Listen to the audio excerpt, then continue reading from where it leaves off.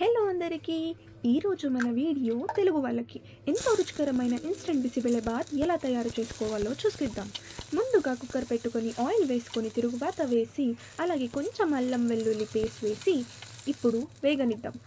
అన్ని రకాల కూరగాయలు వేసి కొంచెం సాల్ట్ అలాగే మసాలా పౌడర్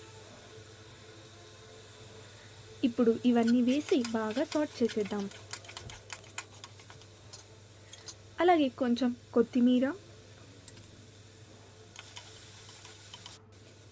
తగినంత కారం వేసి కొద్దిసేపు బాగా సాట్ చేసి దానిపైన మూత పెట్టేద్దాం.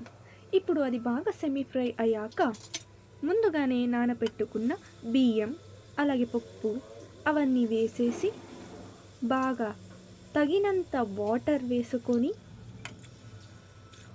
ఒక 5 నుంచి 6 గ్లాసుల వాటర్ వేసుకొని ఇప్పుడు బాగా స్టిర్ చేసి కొద్దిగా లాస్ట్లో నెయ్యి వేసేసి మూత పెట్టేయండి. ఇప్పుడు ఒక 5 నుంచి 6 విజిల్స్ వచ్చాక